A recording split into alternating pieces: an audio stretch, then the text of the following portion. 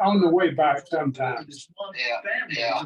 but very rare because we've been staying in the one in outside of Kansas. In Michigan tonight Yeah. on the prospect. And we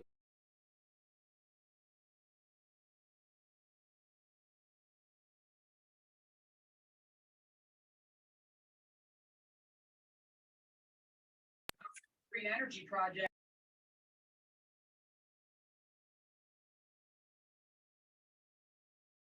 when I went in, the U of L, the guy who took my money, said, he told me it was $10. I said, no, it's $40. I'm going to a specialist, Dr. Clay, and he saw, yeah, you're right, but he said still $10. Well, I paid him $10 and I knew something not right. And then when I go in, I wait for 40 minutes to see him. This guy named Dr. Bell walks in. I said, where's Dr. McClay? And he said, well, he's not in this department. He's in the other side over it. I said, that's who I'm supposed to have a damn appointment with. And he said, oh, man. He said, these people are, the people who schedule it really messed up. So I said, he said, well, I'll take you out. Well, I said, you can't do that because he's going to be gone by the end of the month because he's retiring. And I'm going to be out of town for the next week. And anyway, it's just a typical screw up of U of L. Will be run by. All they've got working for me, like there's a lot. I'm going to get started in a moment, folks. So I'm going to go ahead and mute everybody. They are.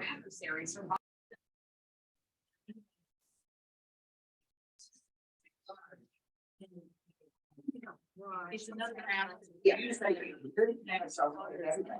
That's number. I will actually hear.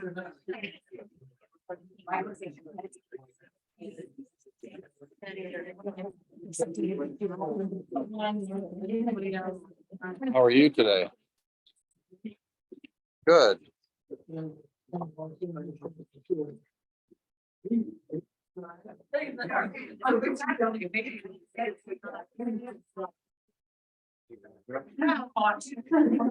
Yeah, everybody could be.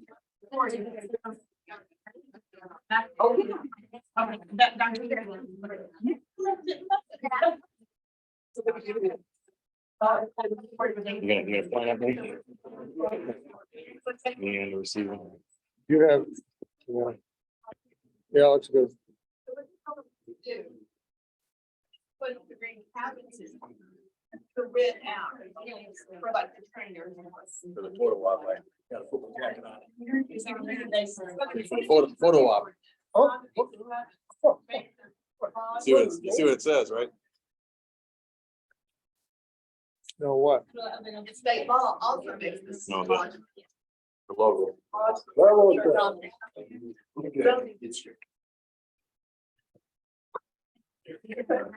And then also. Just so you. What is the state law? You can only issue. If you.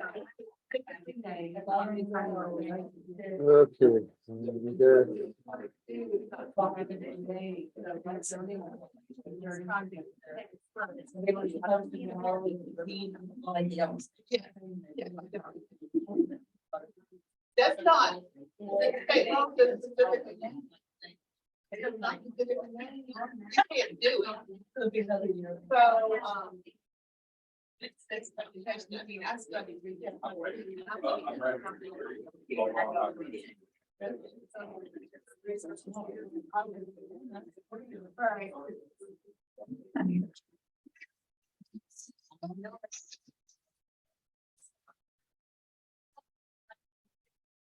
Back in grades, about 17 years old. So go ahead and take our seat, get started here. Good evening, everybody.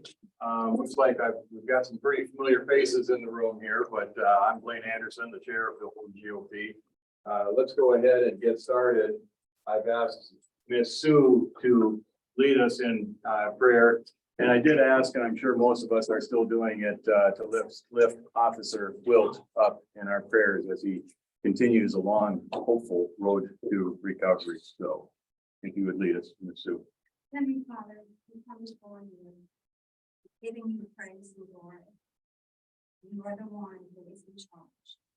And dear Heavenly Father, we pray for each candidate that is running for election. We pray that you give them strength and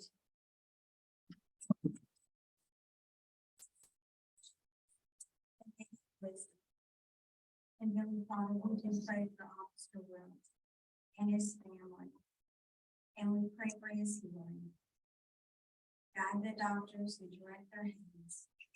And dear Heavenly Father, be with all the family of those who lost their lives for one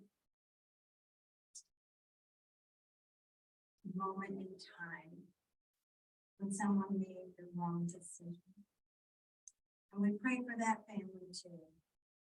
We pray for everyone here tonight as we undertake our business. And we pray that it will be a congenial night. And with you as our help. Thank you so much for everything that you have given us. Guide us and direct us always. In thy name we pray. Amen. Amen. All right, if you all rise and join me in the pledge. The pledge allegiance to the flag of the United States of America, to the republic for which it stands, one nation, under God, indivisible, liberty.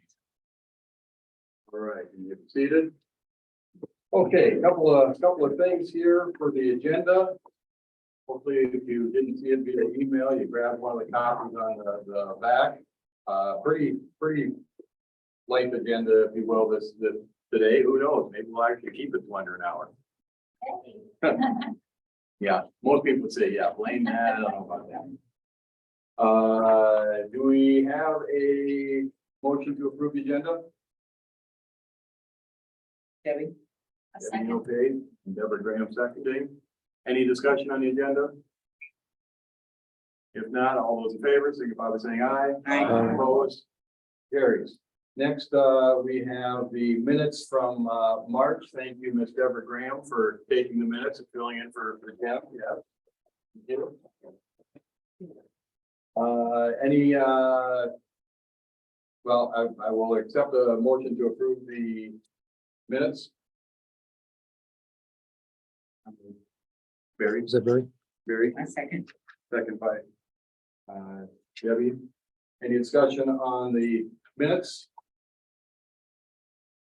If not, all those in favor of approving the minutes, signify by saying aye. Opposed, motion carried. Okay, chair report. First thing I'm going to do is I'm going to ask Fire Chief Stephen to come up.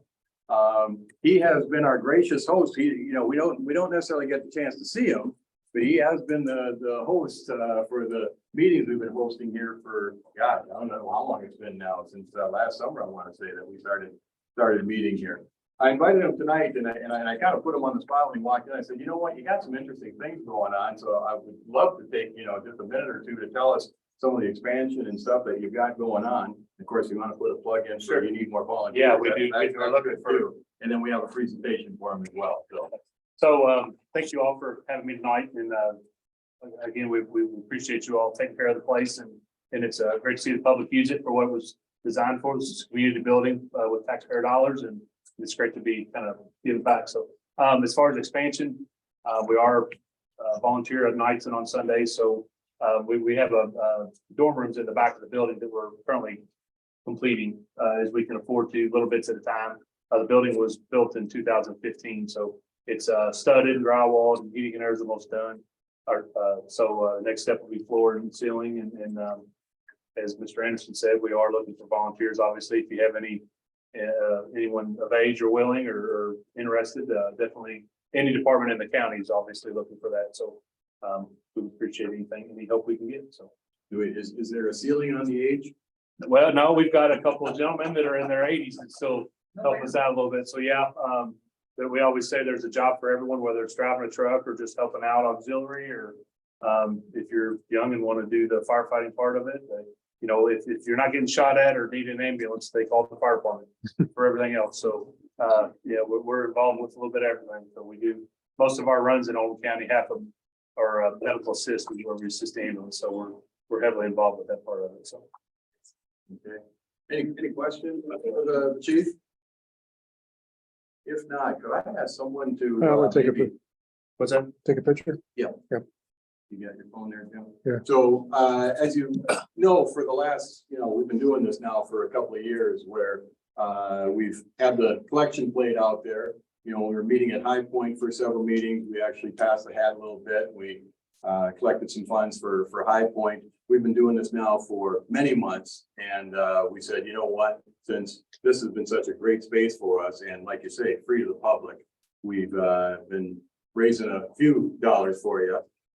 We kind of rounded up one check from the group as a whole for $300, and then another member wrote a check for $200.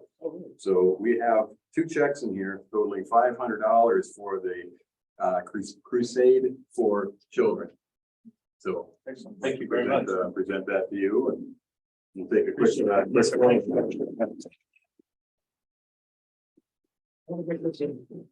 I want to get the. Oh, he wants to see it. There you go. Perfect, thank you. Thank you all very much. We appreciate it. Appreciate the use of the facility. Yes, sir. Thank you. Thank you.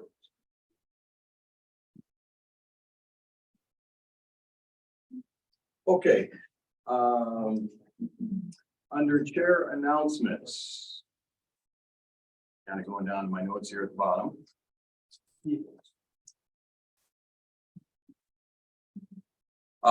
Next on the agenda is, I think we talked a little bit about this at the last meeting. Our treasurer, who has done a very capable job keeping us out of trouble with KREF and whatnot, has expressed his interest in stepping down. So we regretfully will be accepting his resignation. He's tendered that for the end of the second quarter. So he's going to stick around for a couple of months. The process that we are going to do, I'm going to be opening that up for nominations at our next meeting in May for a treasurer position. Of course, that does serve on the board as well. I've talked to a few different people out there to see if they had an interest, and one name that I think many of you in the room are probably familiar with, and I think he's on Zoom right now, is Clayton Raymer has expressed an interest in doing the position. So next week, that'll be one of the names that we will put into nomination. Again, you can nominate someone from the floor as well. And we will be doing a vote at the next meeting. Okay? Thanks, Paul. Yeah.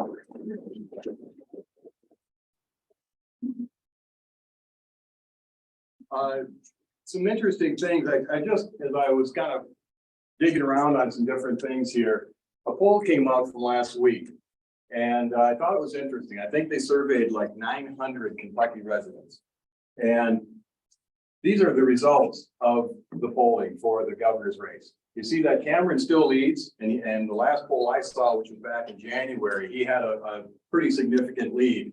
And Kelly Craft, you can see she's at 24%. If we go back to the January poll, she was in single digits. So I guess the point is that if you spend a few $1 million and get your name out there, you can't turn the TV on without seeing an ad, right? She's getting what she had to do, because she was sort of a lesser known candidate when she first got into the race, even though she was, a UN ambassador and whatnot. But clearly, it's making a mark out there that she's up to 24%. Quarles, 15%, Eric Peters at 6%, Mike Harmon, 2%, Alan Keck, Somerset Mayor at 1%, and still a pretty good group of undecided voters out there.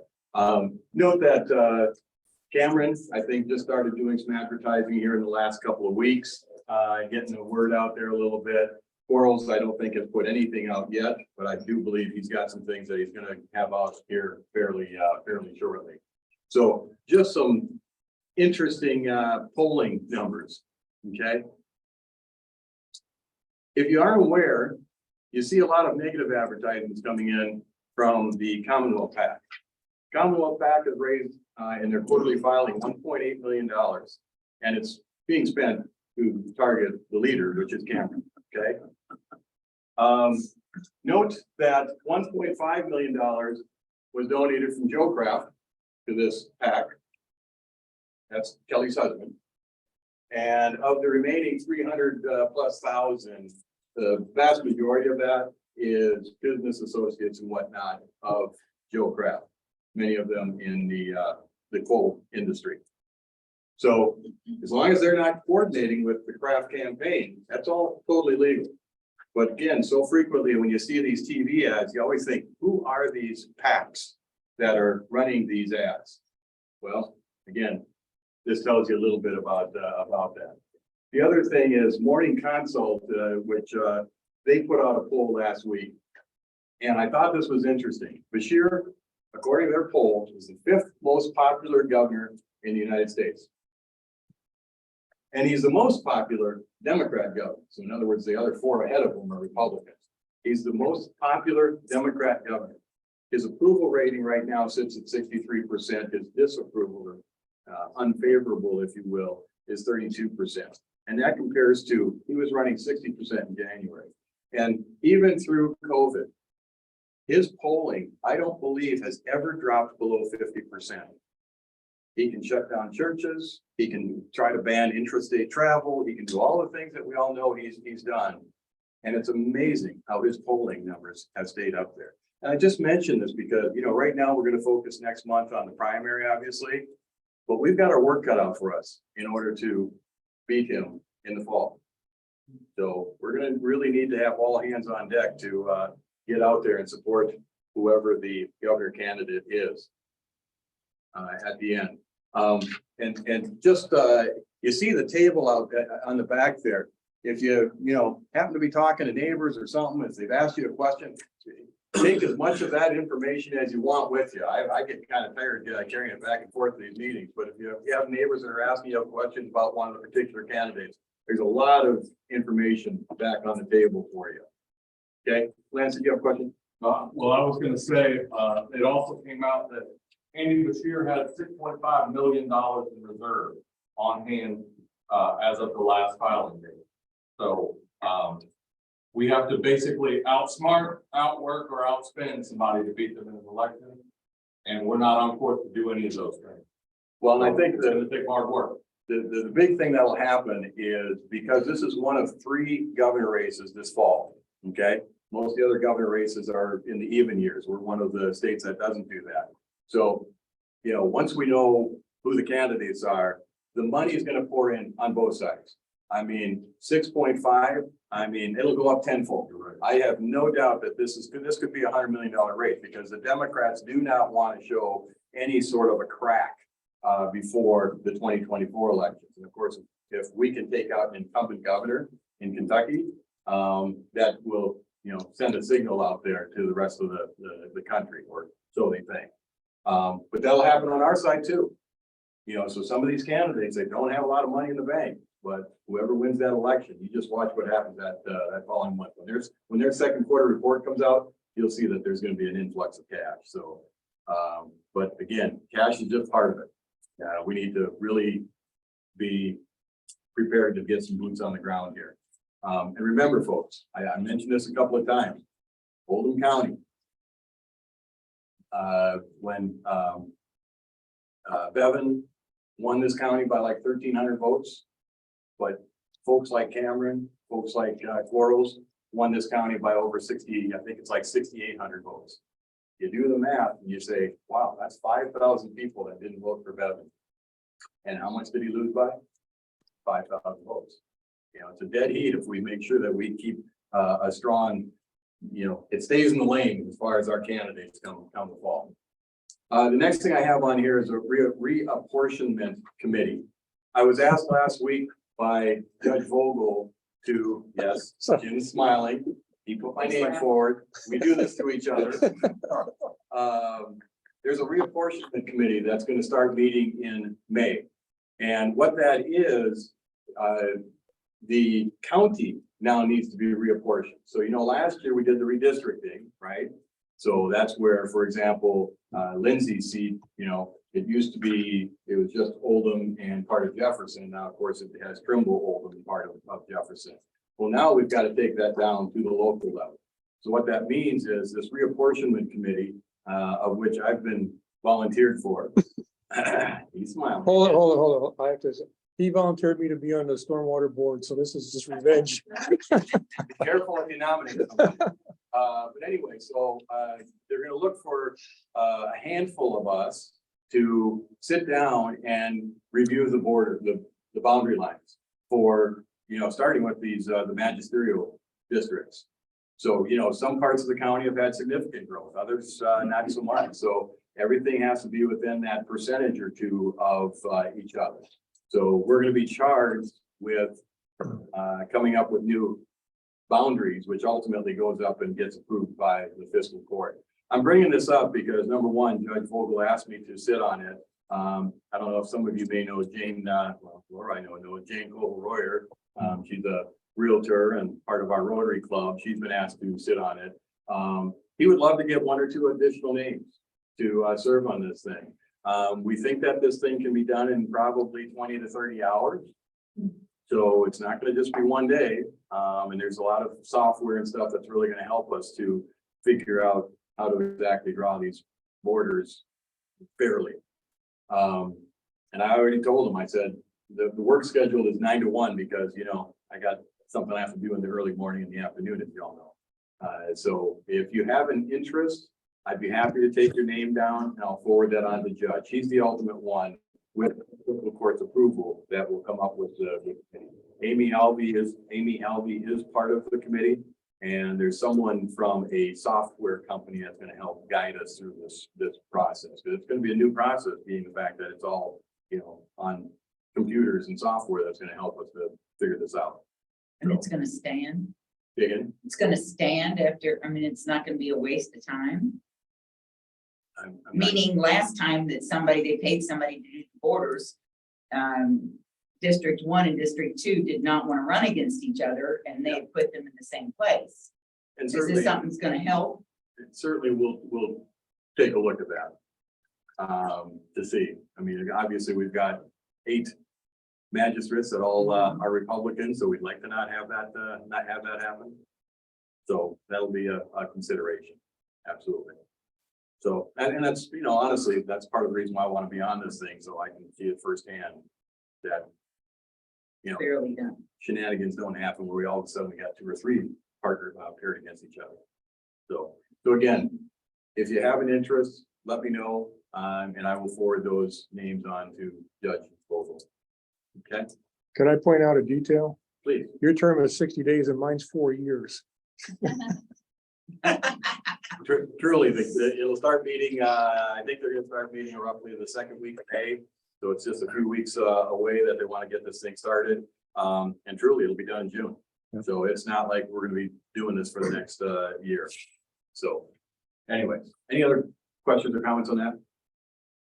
Okay, next, voter machines. Today was the day. In case you didn't get the newspaper and see the notice, they reviewed the voting machines. Since I am the county chair, I was able to go down and watch the process. What that is the County Board of Elections, of which Gene Crady is our Republican representative. They have a Democrat representative. Sheriff Wakefield is now part of that committee. Amy is obviously part of it, and then a couple of people from the office, Tabitha and Mike from the county clerk's office were there assisting. So it's just certifying the machines, folks. One comment that I would make, some of you have heard, and I think there's some nervousness about the fact that we will be printing the ballots on demand, if you will. So it's not going to be they turn around and go to a box. They will be printing them. So when you go in and you get registered in through the e-poll books, it'll pull up what district you're in and all that, well, your precinct and whatnot. And they'll hit a button and it'll go to a printer. I know some people folks say, oh gosh, they had issues in Arizona and stuff like that, right? And we've heard, there's been issues out there. Every location is gonna have multiple printers and every e-poll book can go to any of these printers, okay? So for example, if you say Oldham High School, there may be 5 printers at that location. So again, if the printer that happens to be sitting on my desk, something goes wrong, okay, hey, let's put you over and print it over to this, this next machine. So, yes, Amy. I'm trying today out in Henry County. Yeah. Since our training is very week. And, it was interesting, a new element is when you sign in on the iPad, there's a little printer like you've never seen at a store. You don't know the thing, the barcode. When you get to out with somebody and that gets scanned, then your ballot is. Perfect. And then that little receipt, somebody will mark through the barcode and those all go in an envelope. They can save with, the ticker tape. Yeah. From the machine. I like that as a secondary. Yeah. Count. No, it's great, great information. And again, I just had a good conversation with Amy regarding, some of the other issues. Some of them were minor issues like last election. Guys, would you kindly take the vote here today signs with you at the end of the day and not leave them there for 48 hours? Yes, that was done at most locations. The tapes that they have to tape to the windows or the doors, by law, 2 of the locations, you couldn't read the tapes because instead of cutting them and pasting them on the windows, so you could see them, some of them just let it roll right down onto the floor. So, we've had conversations say, make sure the guys are well trained on what they need to do on that end, so we don't have any issues. But she said she's in good shape as far as poll workers. She's got a few, I think she said she's got a handful of folks that are in the bullpen, so to speak, as far as if they have some people that call off. So she feels like we're in a pretty good spot. And remember, we now have 9 locations instead of 5. We talked about that last time. I also asked her about absentee ballots, just kind of curious, because remember, it's no excuse absentee ballots. You have to have an excuse to get an absentee ballot. You're gonna be out of the county, out of the country, whatever. She said in the last 2 days, she got roughly 35 yesterday, and she had gotten about 50 today. So, and it's a little ways away. We still got 3 weeks before the election. I think you have to, I've got them on the notes here. You have to request your absentee ballot, I think by next Tuesday, if I recall. So, in the last election, I think we had 1,400 absentee ballots. And of course, in 2020, it was like 18,000. It's a crazy number. So, Johnny, do you have a question? Yes, on the voting machines, the software that's being used, so what kind of validations did you see there? Or verifications of performance? Yeah, the machines itself were not booted up. It was just, all right, here's the tape that they had that shows that there's 0, votes tabulated or whatnot. It goes to this location. This is the serial number, and then they put the zip ties. And there's like 5 different color coded zip ties, which don't even ask me how that all works. Well, I'm just kind of curious, because I mean, when the software operates, I mean, there are thresholds in software as to how it operates on the screens. And I didn't know, I mean, so you didn't actually see it work? No. Or any of that stuff? No. So, The machines itself, tying it to the location. When I don't know, if Amy, if you have any more insight that what you saw as far as. We just had demo model.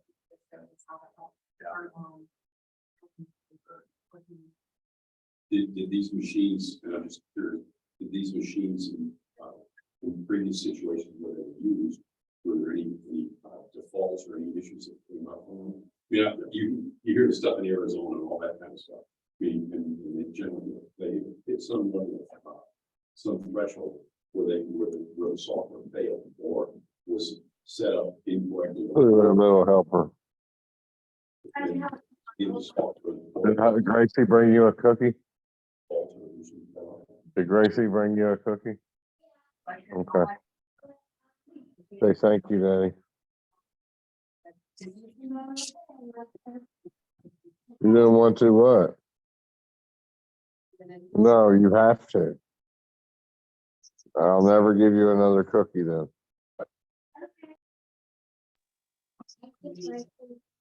I'll say thank you, Daddy, for the cookie. Okay, well, I'm looking at that. I'll say my question. So, Mommy working you hard. You tired. inside the software.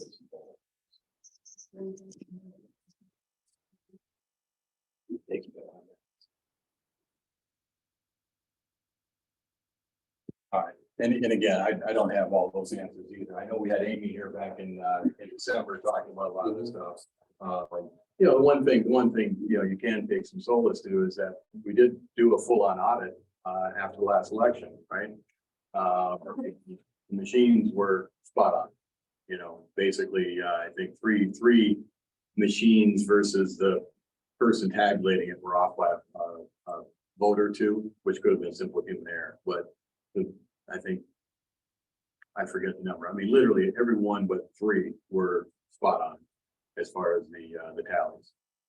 So, I feel confident that our machines are gonna perform as they're supposed to. So, but I just wanted everybody to be aware that today was the day that they did that. I put on here as well, I know it's a lot of chair announcements here. I would love, and I may have to recruit Barry, because he seems to get here early, to get a greeter and or invocations here. I hate to grab people at the last second for these types of things, but it's nice to have someone here greeting folks as they come in and you know, just lining up some invocations here. It's not a big job, but I'd love to see if someone would be willing to step up and assist us. And, you know, again, I know a lot of folks just kind of step up and do that when they do arrive, but if anyone would be willing to assist as the chair of the greeter and invocation. Let you all chew on that a second, but I may block your way out before I let you go. And then I put on here, because I didn't know for sure if you were gonna come, Annie. You know, Annie's been here the last couple of meetings, and I said, listen, you're welcome to come and talk to the folks before and after the meeting. And I put this as sort of a mention here, because I had a question asked to me, and I'm gonna pose the question to you if you wouldn't mind, because you may or may not know the answer. The question that was asked to me is, and many of you may or may not know this. Steve was on the city council in Erlanger and elected in 2020. And correct me if my facts are wrong here, but he was one of the city council folks in 2020. He ran for re-election in 2022. As I understand it, the city council made a decision before that election to reduce the number of city council people from 12 to 9. Okay. 10 incumbents, including Steve, ran for re-election. 3 were, you know, new folks that ran for one of those seats. Steve was unsuccessful, and the person said, you know, Steve ran and fell into 13th place. So the question that was posed to me, and I said, I can't answer this question. This is really a question that needs to go back to the campaign is, you know, if he finished last after having served in the council for 2 years, can he win a statewide race? I'm putting you sort of on the spot here a little bit, but I think do you have any insight as to what happened during that campaign, Annie? I didn't know anything about that, but I guess one of the things that I would say is that doesn't necessarily preclude that running for secretary of state in a completely different office would be a problem, you know, for him. And that's a statewide race versus a council race. Yeah. It may have been more in the positive for some other members versus the negative for some. I don't really know. But I think, you know, looking at a local race has a lot different factors than a statewide race for a completely different office. So. Right. And I'll certainly try to reach out to Steve and see if he can share some insight, because again, I think one of the things is, you know, we want to vet our candidates. We want to know as much as we can so that we feel good that whoever that candidate is, that they can win in the fall, right? And that's very important, folks. You know, the Lady Liberty group, and I don't know if someone's planning to speak up. Are you going to do that, Amy? Well, they had a forum last Thursday in which Steve and Alan were at that meeting, and I did attend that meeting. And they were taking a few questions. I was not, I did not have a question that was presented during the meeting, but I did ask a question after the meeting. And it was to Alan. And I said, Alan, I got to know something. If you get through the primary, you know that the Democrats and the media are going to come after you big time, and it's going to become a character debate. And I think many of you in the room probably know what I'm referring to. No, I'm seeing a few blank faces. He was in the House back in the 90s, and he went through we'll just call it a nasty divorce. I mean, there was like protection order type stuff. And I just said, and I talked to him one-on-one. I said, can you feel that we can defend the character debate? And he gave me his answers, and he did admit that he made some mistakes. This goes back 25 plus years ago, but I just said, I want to feel good that if you're my guy, that I can go out and defend, you as the best candidate for the position. So these are the types of questions that, we do want to make sure we feel good about the answers as we not only head to the polls, but then are working to elect those candidates come the fall. Barry? So, I mean, maybe I'm missing something, but the questions that you're posing seem to be more appropriate for pre-filing purposes. So now they're already on the ballot. May the 16th, we're going to find out who the winner is. Are you equivocating to the point that if someone wins the Republican nomination, then they're the victor? You wouldn't necessarily support them in the general election against the Democrat. I don't understand. No, the question is, when you head to the poll, do you feel good knowing all the information you can about candidates? I mean, you got brochures at the back of the table, that obviously has a positive spin on all the candidates, right? But when there's stuff that is in someone's background that will come out, we know the media, they don't like us. So that they're going to come out with whatever they can find on candidates. In the context of why are you running? I mean, if you couldn't do well in the city council race, why do you think you could win the statewide race? It's like, let's just wait 2 weeks and find out. I mean, I don't understand why we're debating that now. It's not a debate. It's just simply a question. Someone posed a question to me. I didn't know anything about it. Seems like it's a question that should have been posed months ago to try to talk somebody out of filing for all. And that is to me, this is just one person's opinion. We don't do a good job of vetting candidates. They get on a ballot and here we go. But if they Anybody win, can run. if they win the Republican vote on in the primary, we as a Republican Party are going to support them regardless. Yes. I think, I hope, right? Well, unless something came out and the person, has something in their background where, if this was a molestation, I hate to even say it's like, if there was something like that came out that none of us knew about, I don't know that I'm necessarily going to be out there working like that. Okay, I got that part. But we're not going to go campaign for the Democrats. No. You cannot.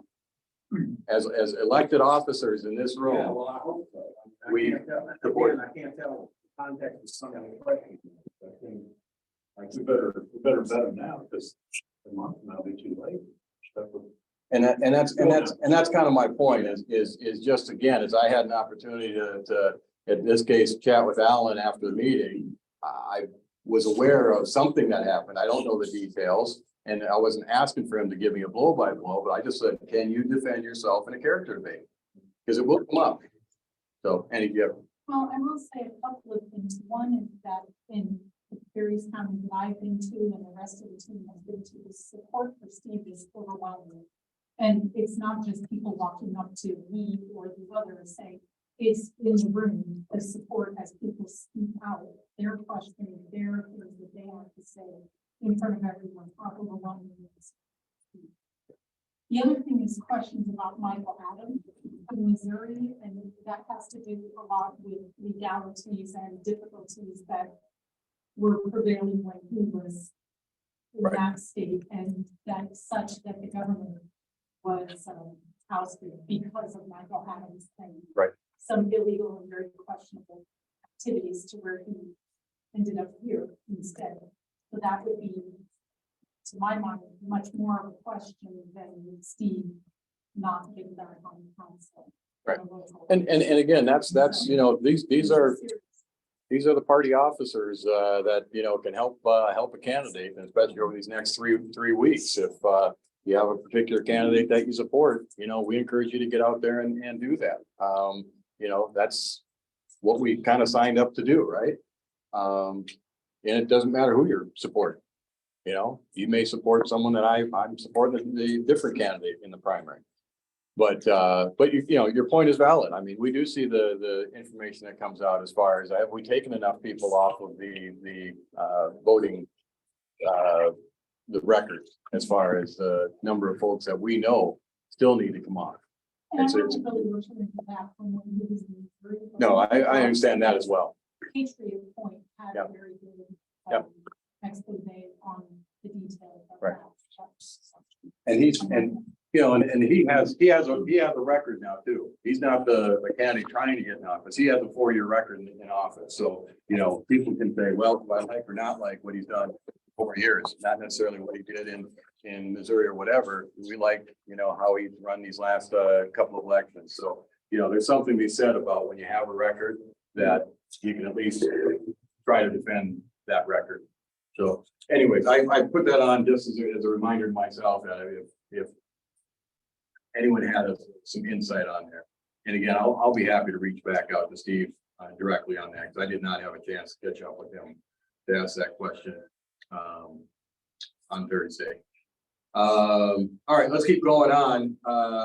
Mary, I think is out in Zoom land there. I don't have a report from Mary or Connor. If we skip down to the treasurer's report, and we're going to talk about the budget here in a few minutes, but you can see the checkbook balance 19,507, 638 in the ITC account, leaving us a balance of 20,145 here in our checking account.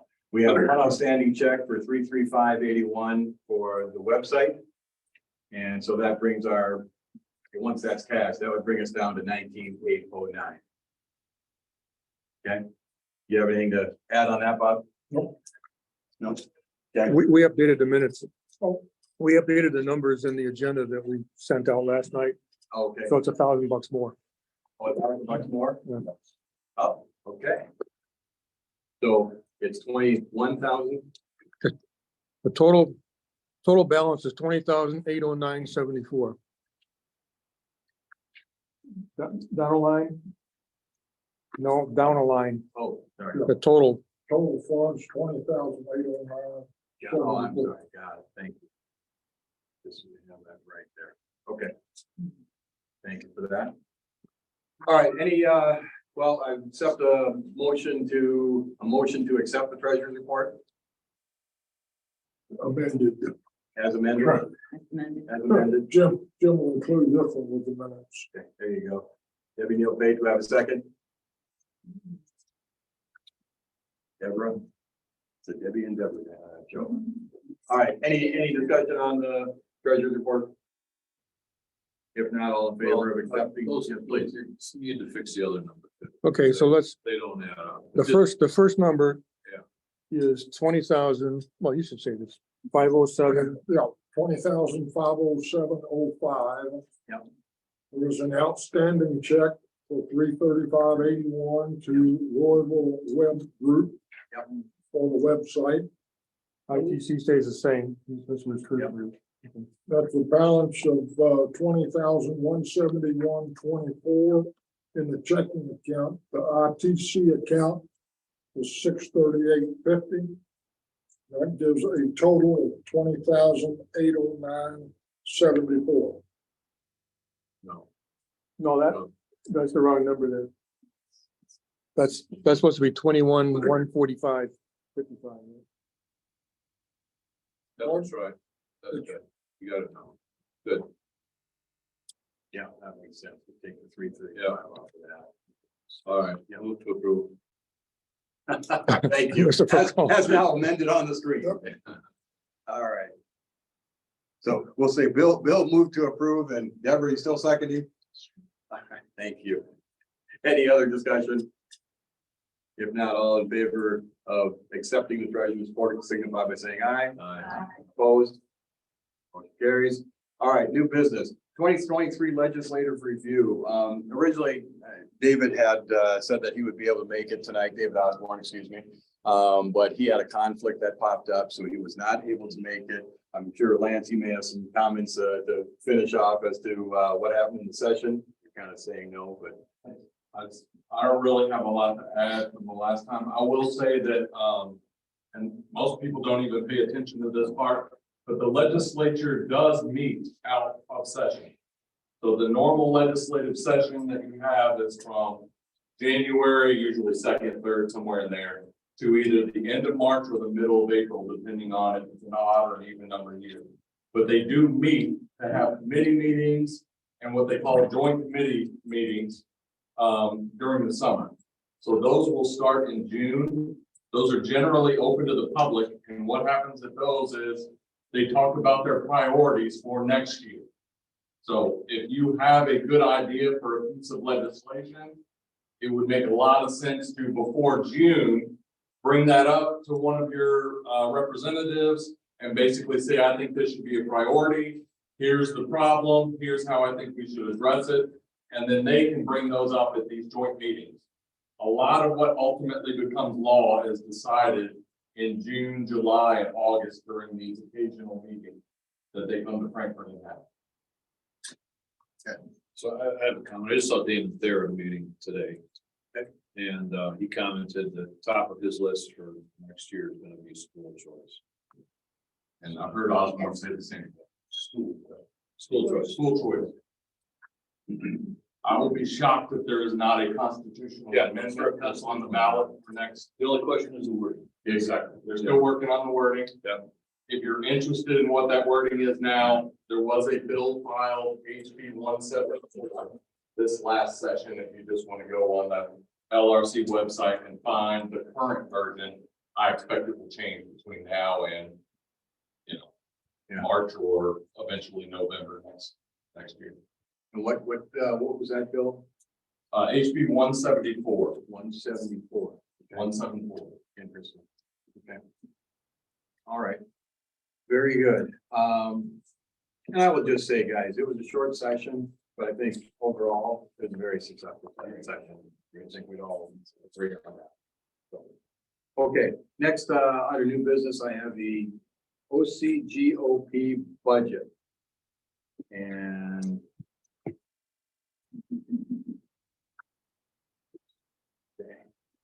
blow this up a little bit here.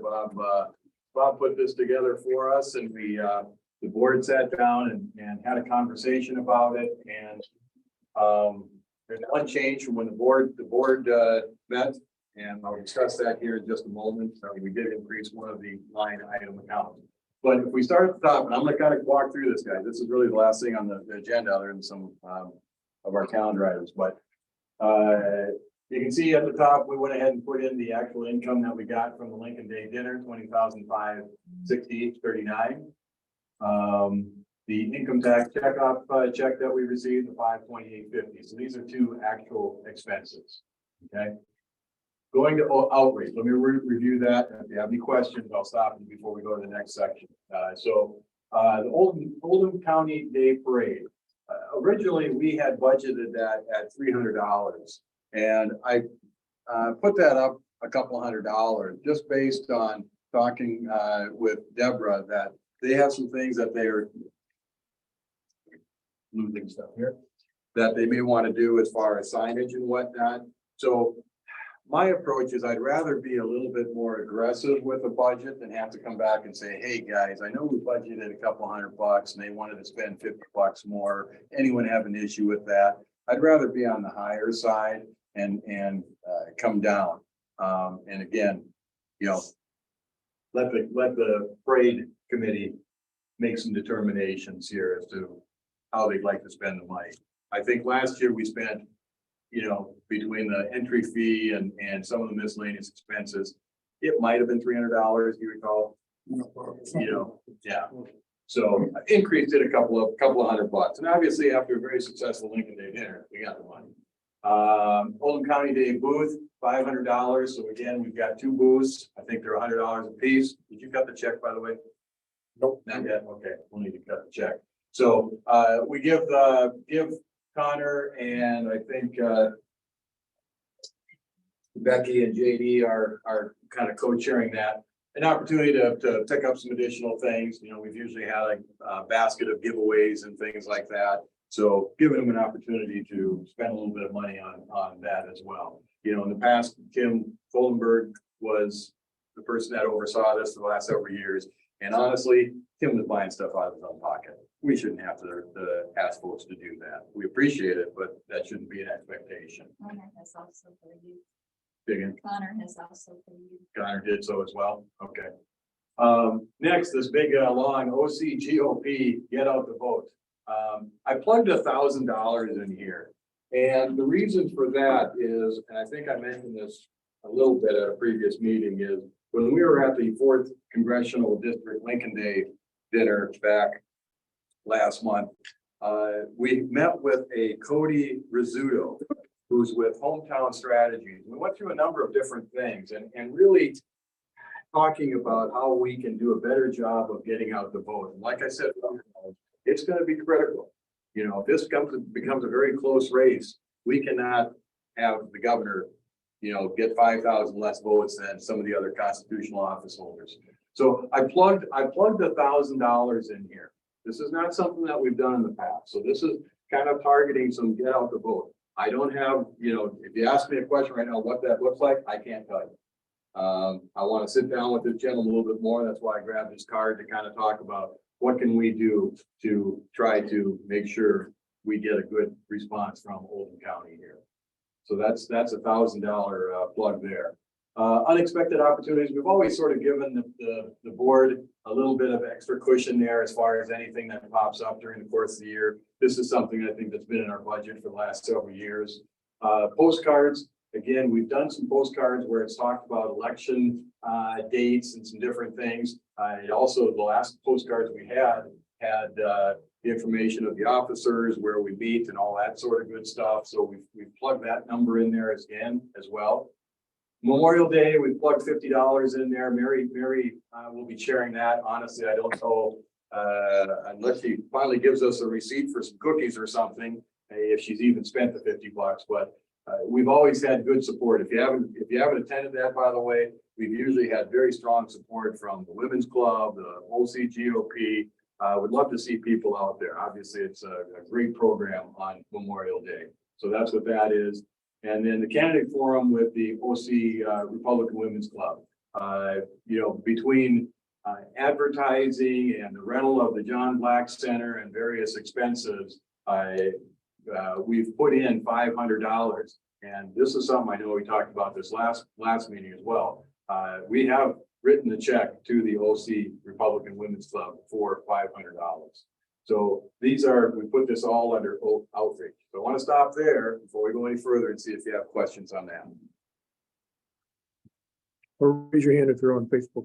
I mean, on. So I just have a comment on. Please. Get off the vote. You know, given that Oldham County is more Republican than Democrat, we want to, you know, just if we communicate to everybody, we'll get more Republicans out than Democrats, right? So to the extent we can use Amy Aldi or, you know, the county to communicate to all citizens as effectively as possible. Put maps out there where all the polling locations are. Maybe even, I don't know, I don't know if they can send text messages or whatever, but we have to do it to Democrats and Republicans. But the more they get out, the more Republicans we're going to get out. And so the more successful we'll be. So I encourage us to work with our, you know, county clerk and magistrates, if she needs more money, to get the job done for everyone. Right. Because you're right. The more people we get to the polls, we got a 2-to-1 advantage basically. Yes. Against the other side.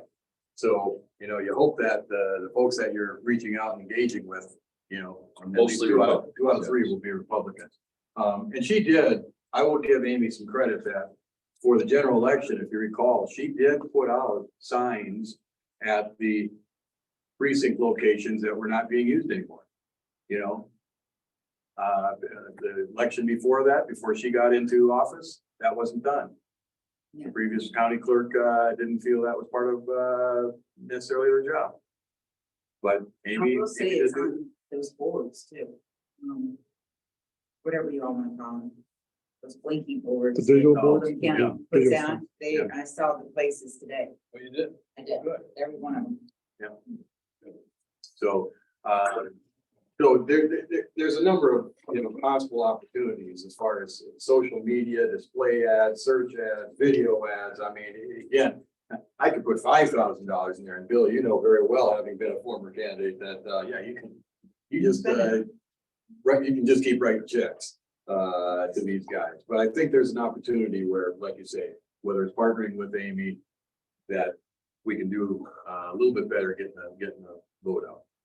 So there'll be more details as we'll probably get a committee together and talk with this guy and see what opportunity might present itself.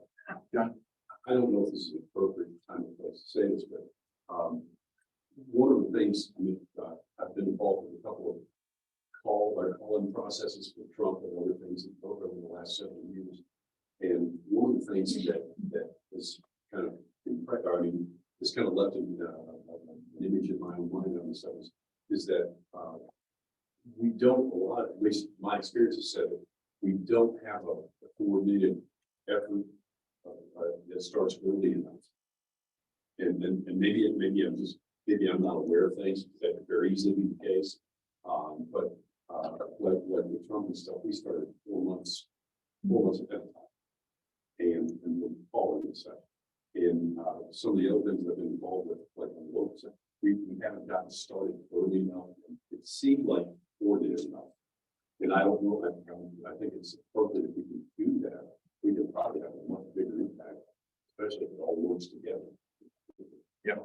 And it's a great point. I think as soon as we know May 17th or days thereafter who the candidates are, you know, we're one of the big counties that need to get that vote up for not just governor, but the other candidates. So I think getting together with those campaigns and figuring out how we can assist.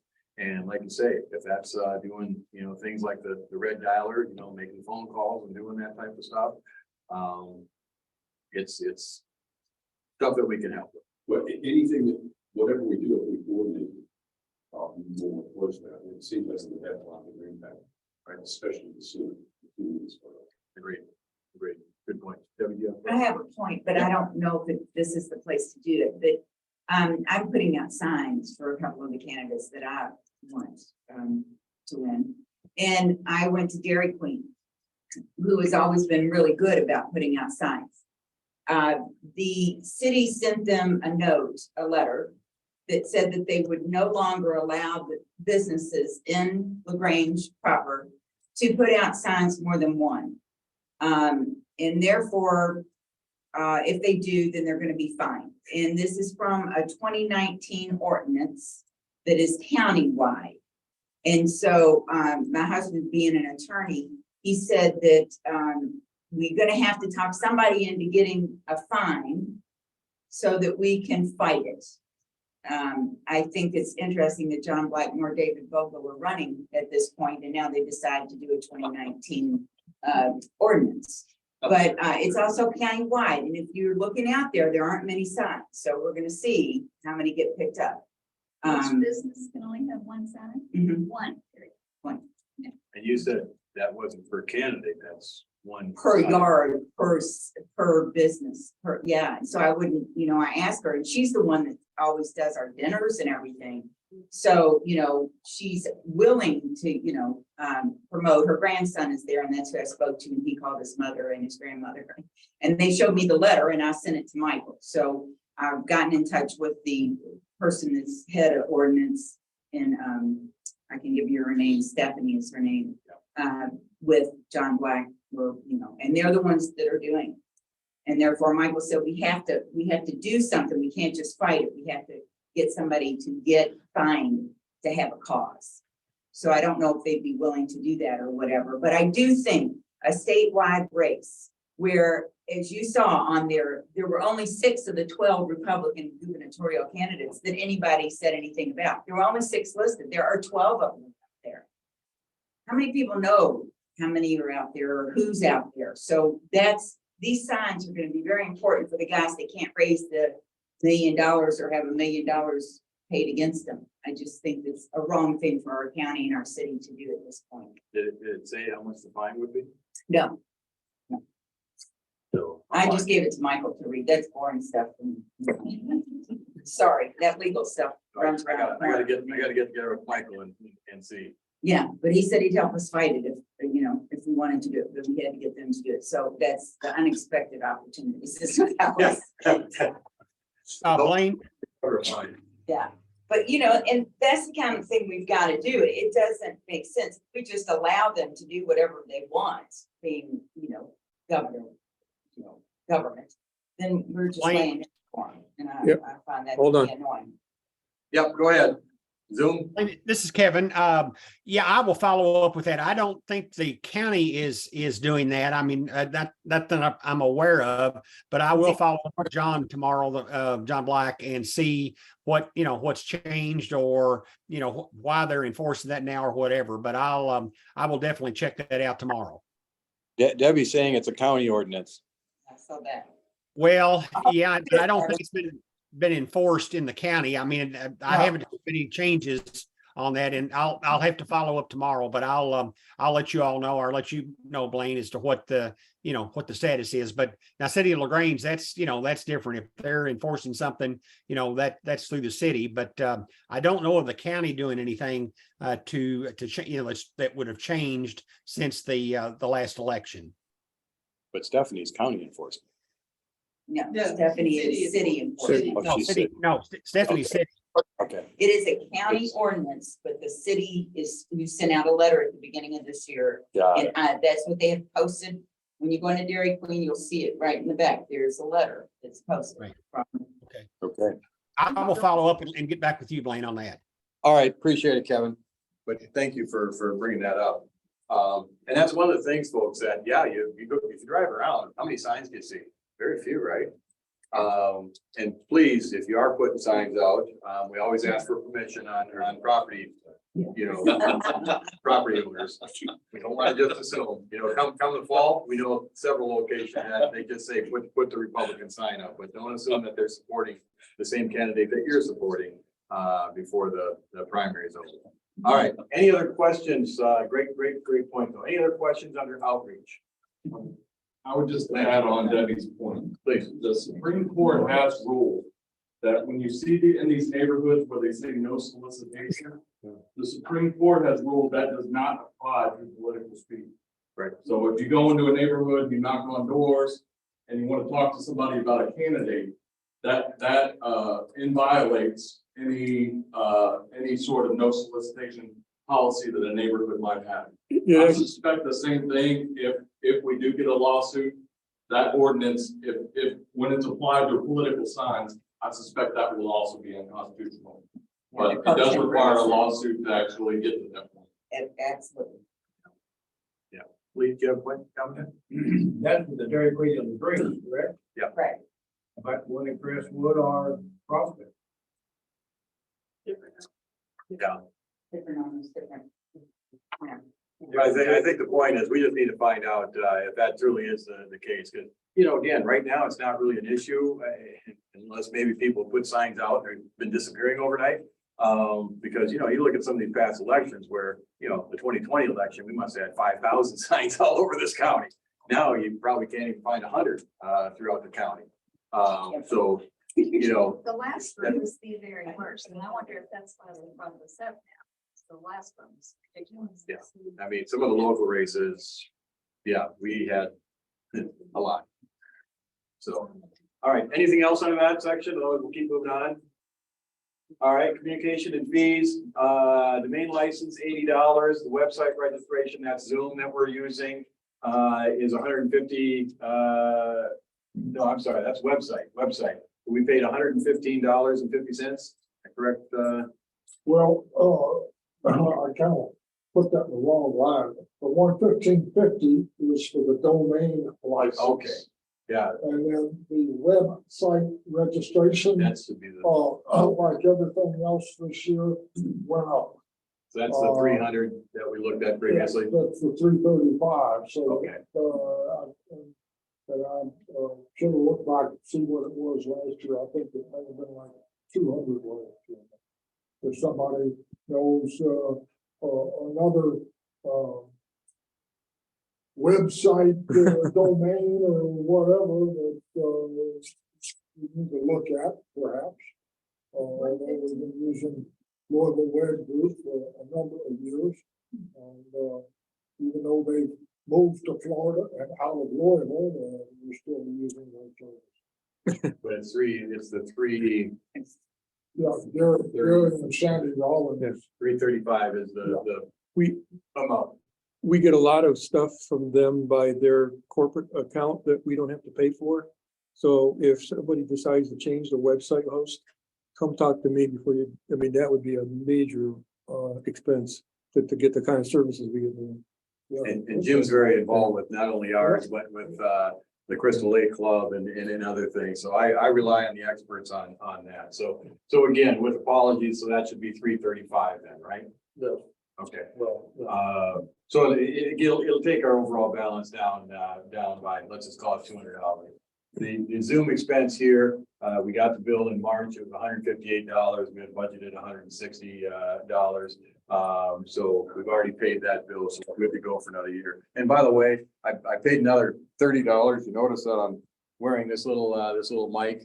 And I went back and checked the quality of our last meeting. And if you're mic'd up, hopefully the folks in Zoom land can hear a lot better for those that are mic'd up.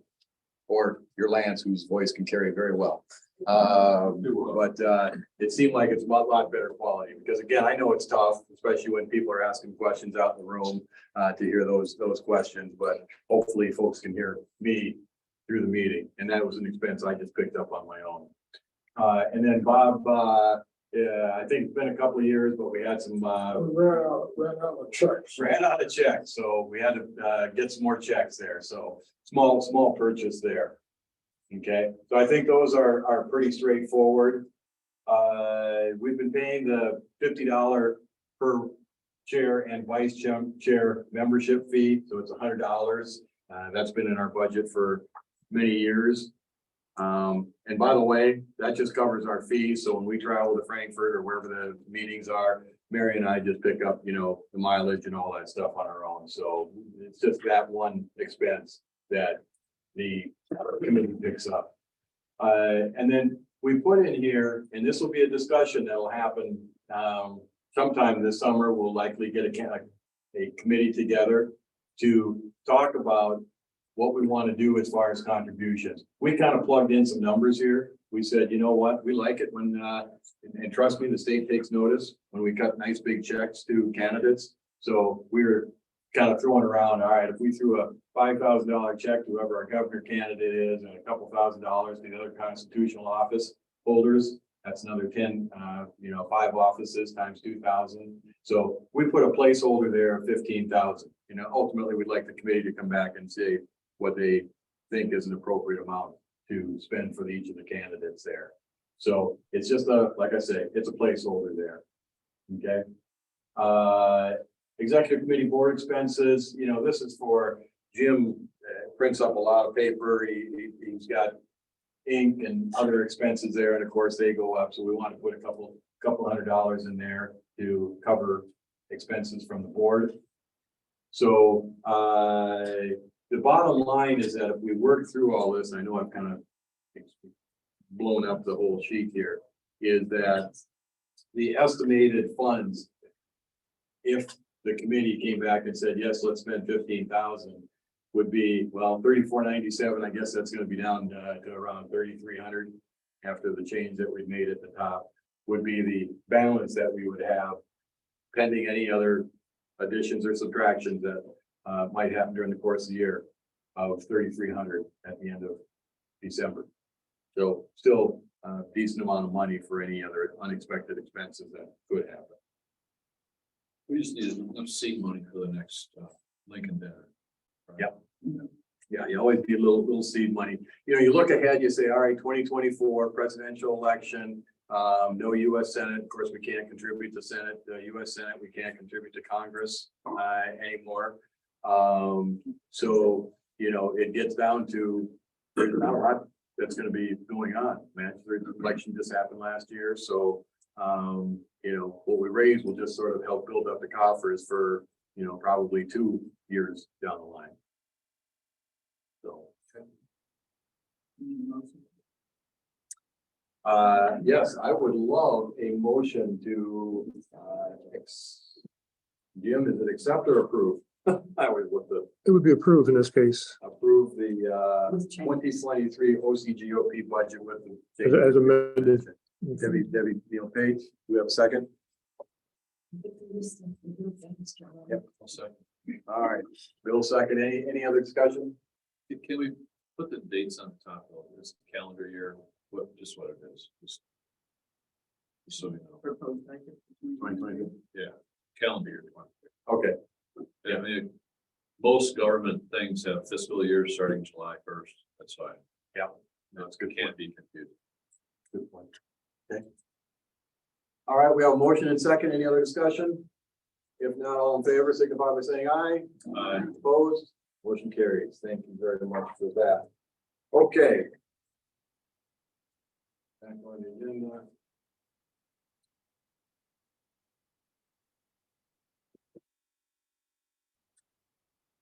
All right, we've already kind of covered the legislative committee review.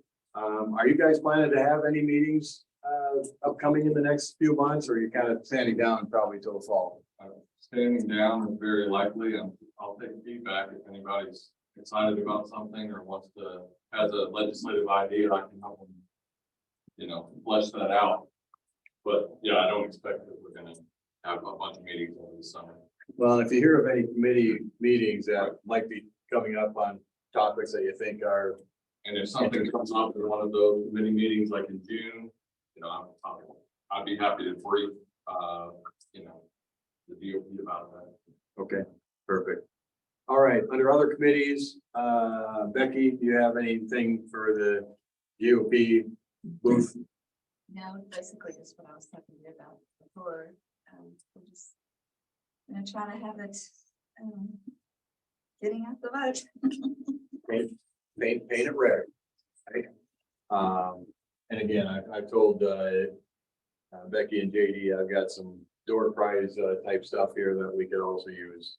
So that might help the budget a little bit. And Republican float, again, we're a few months out from that, so I don't think Kenda has anything that she's really done. She will be needing volunteers again, so hopefully some.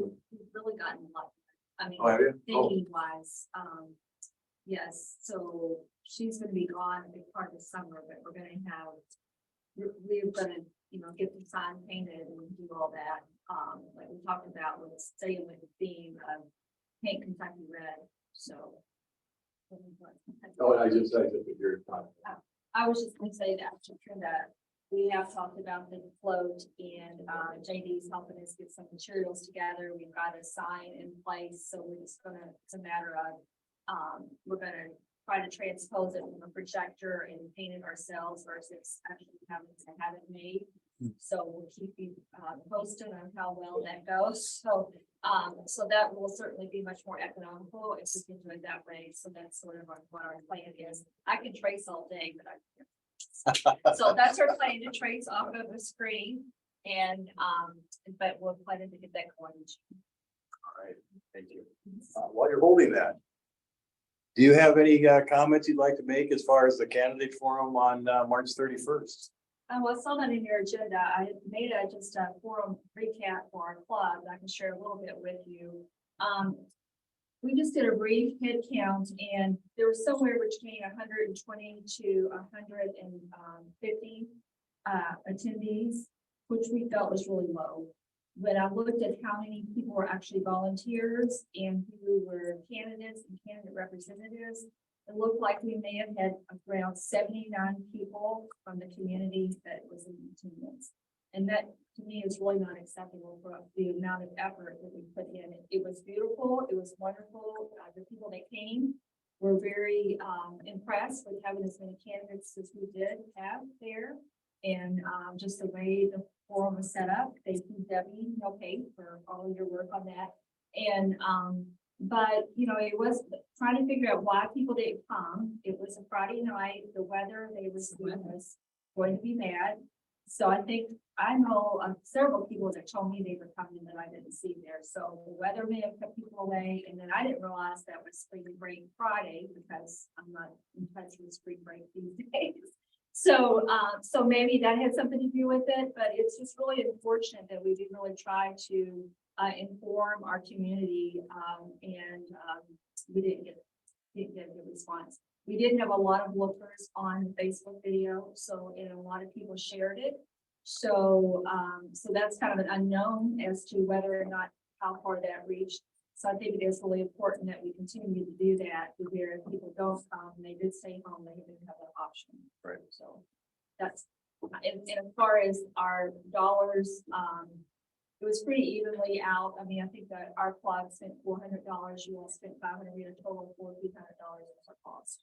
So, it was nice to have the sponsors and share that expense with everyone. I just hope next time we'll have more people to come and enjoy these things that we, because I mean, local, they charge, a lot of places have charged, and we have done this as a community service. So it's really disappointing when the community doesn't come out so much. Yeah, again, we'll have to just try to figure out new ways to engage the community as to. We did everything besides put it on the radio, and actually Debbie had looked around and like, where, you know, for public service announcements, I had called a couple of radio stations. Or I was told we should have to talk to the Frankfurt Broadcasting Service or whatever, and then they may make a public service announcement, but it's pretty tricky with political. So that's really the only thing we didn't do, because we did the old era, the 5,000 people circulation. We had it on all of our Facebook, social media, Twitter, and then, you know, you all did the same. And Shelby County, Shelby County GOP didn't even have their meeting. They told everyone to come to Owen County for the forum. So I think, and then Debbie and I handed out flyers at the local GOP. Between the two of us, but we thought we handed out like 75 or so to people that were there, because people seemed interested, because we were not just having the governors, we were having all the constitutional officers. So anyway, we did as much as we could, and hopefully next time we'll have a better response. Well, I had people talk to me about wanting to know who's on. No, I had people talk to me about wanting to know who's on, what candidates were running. And I told them we had the forum on the 31st, and it would have been to their advantage to have come to that. They said they didn't know a thing about it. And I don't know how you advertise any more than we did. So you said it was on the Facebook page. Did you all ever run an ad on Facebook? So you ran an ad, you run an ad, target your geographic region and people with like-mindedness. I think that's a good idea. And it's not very expensive. Right, yeah. We could certainly try that next time. You know, we did that, which I don't know how many people, but it's the one that goes out to all 5,000 residents. Nobody reads me. So, but I mean, I think we had like over 700 views on Facebook. So that was a lot of people. You can reach 1,000 a day by running an ad. And it's not just people who like your group, not just people who see your page. It's everybody in the community targeted. Do you have an idea how much that costs? Just a random. You could probably hit a lot of people, Really? Yeah. Okay, well, we'll do that next time. We'll see. Tucker Carlson may be looking for a job. Maybe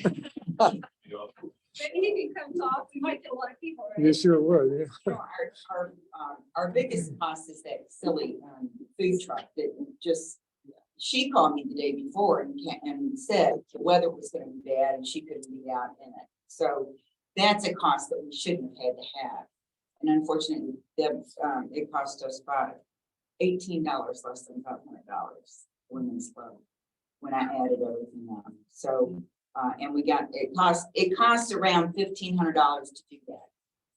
That's what it cost every time. For the last, I did it, we did it 8 years ago, then 4 years ago, and then this one, and it's always right at $1,500. So we got, Jefferson County was kind enough to put it on all of their people. I mean, they emailed it to everybody. So, I don't know what you do on this to try to get people to agree, but if 700 people look at it online, that's amazing. I mean, it's an expensive thing to do, but we had 17 out of 22 candidates. How many times did you post it on Facebook? Repeatedly. I'm not a Every 4 days. Facebook. Well, it was every week, and we had it tagged at the top, so it's on it's the first thing you see every time you open it up. But anyway. That's where I was gonna go is most people, to be honest, don't engage in politics until about 2 weeks out. Right. Then they're like, let me see, Right. let me figure out who I'm gonna vote for next week. Right. And so reposting that, like right after the Derby, really, after the Derby, people for that next week are gonna be politics, who am I gonna vote for? So I think reposting that and. That's a good idea. Yeah. Yep. Right, and we share. Because I think it's still up actually, but it's not at the top. No, great point. Okay, So Debbie, you said, so there are some outstandings, it's like more like 500 is our funds. Right, when I saw it, I mean, I did the bills that we had and what I collected, so it was $18 less than $500 for us. Okay, right, And that was part of the food deal. right. And then, Deborah, I think next on the agenda for the Women's Club, you've got the brunch social from 11 to 2 on May 13th, Saturday the 13th at the Graham Residence. Yes. All right, and buy your tickets by, On May 6th, the ladies of the Women's Club will be making the food, so they really appreciate it if you RSVP by May 6th. We're not short order cooks, so we would like to know by then, if at all possible, so we can do the grocery shopping and make the food. And it is an outdoor event. It can be indoor, but we're hoping you can enjoy the nice weather outside. And we will be announcing our scholarship winner for our $1,000 scholarship that the Women's Club gives each year to an Orange County High School female. So come out, RSVP on May 6th. We're going to have some candidates will be there doing their last minute meet and greets. We are going to have a lot of our elected officials will be there. And then, of course, just to enjoy the weather and some good food. all right, very good.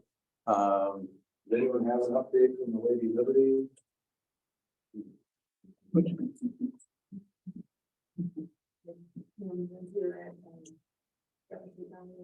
Yeah. We have 2 events this month, going with the Taco Tuesday with Mark Farman that. Along with and that went well. It was a great time to ask questions and an intimate atmosphere where everybody gets hung out together at 2 different tables and talk to them. And then last, we had our forum with Miracle and Nipper. And we were there, so we could also cheer on that. Went fairly smoothly, I felt like. We've been warned that they not. So, well, lots of good information, I felt like. And once again, we were going to have a good turnout as well. There's so much you're competing with this time of year with school and sports and getting the word out. Did your video turn out okay? Yes, it will be put online on our website, Liberty Ladies Club. Our website. Yeah. It'll be under the links tomorrow. We've been trying to work with our voice that it was kind of echoey in the room. So. And I can send you the one that I also took too. I recorded it as well. The LibertyLadiesClub.com will have it posted. Okay. Do you know how many people you had at the Mike Farman? Was it a big Oh, thing? Mike Farman's.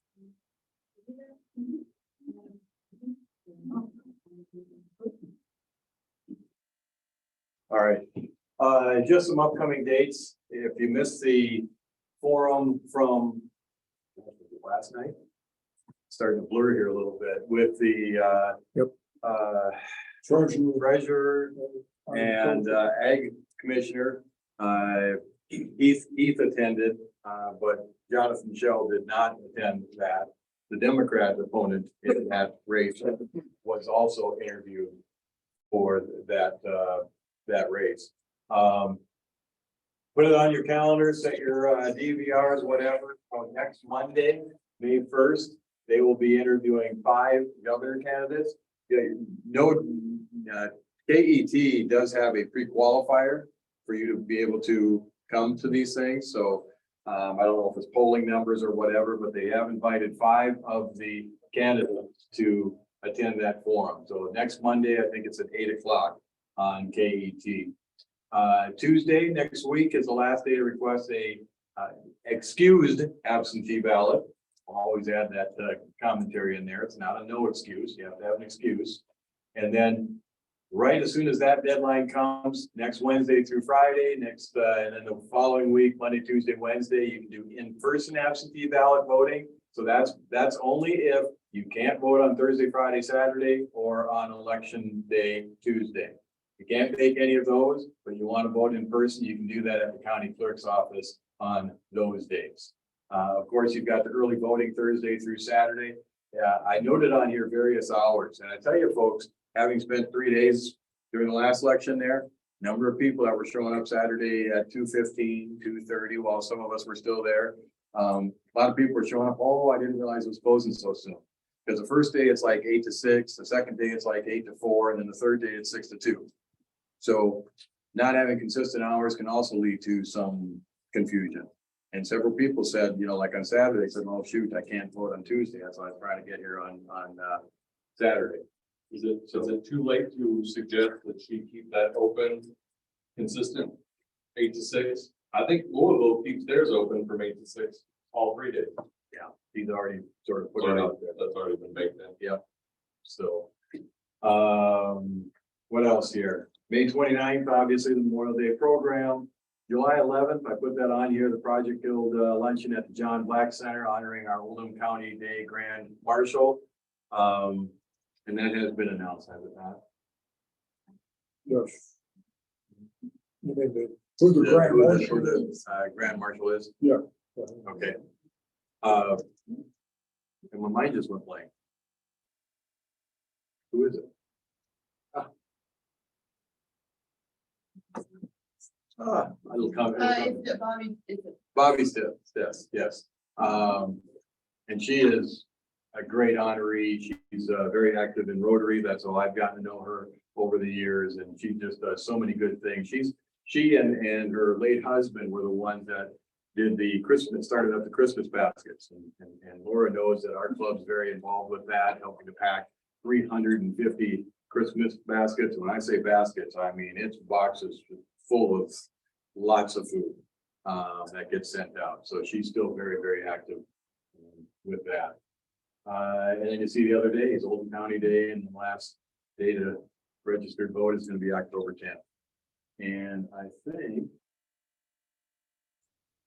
that's all I had on my notes here. So other than, did everybody grab a raffle ticket on the way in? Excuse me, door prize, can't say raffle. Oh my goodness. Okay. Very important. One other thing, Wayne, has everybody aware of what the McDonald's is doing in LaGrange on Thursday? They are 20% of their sales, not 20% of their profit, 20% of their sales is going to Officer Wilt and his family. Ernesto's doing the same thing. Ernesto's is doing the same. I'm sorry? Ernesto's Mexican restaurant is doing the same. Oh, okay. I don't remember what day it is, but they're doing the same thing. When is McDonald's? Thursday. McDonald's in LaGrange. When? Thursday, Yeah, Thursday. 7 to 7.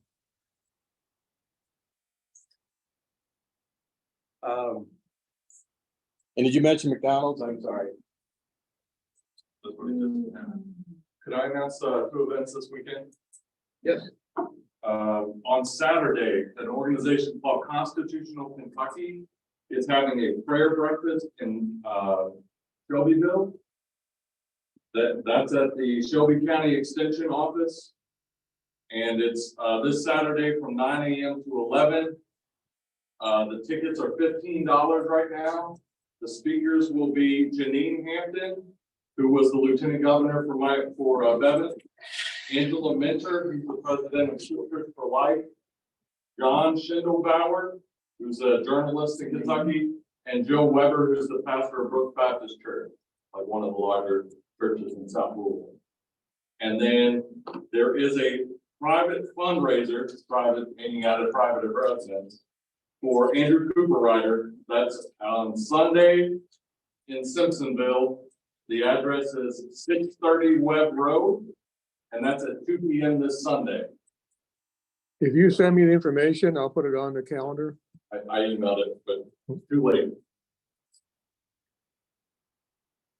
All right. Any other announcements before we do our door prize and adjourn? All right, ticket number, last 3, 197. Yay! All right. Get your choice of a hat, a flag, or a One Nation Under God t-shirt here. So with that, I'll let you select afterwards. With that, I make a motion to adjourn. do I have a second? Debbie, okay? Go. All in favor?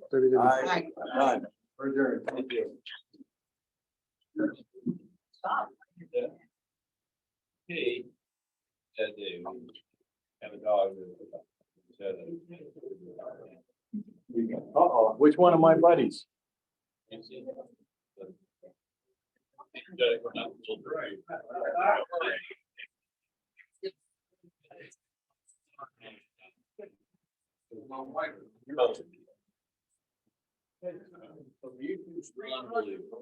Crazy. Thank you, everybody.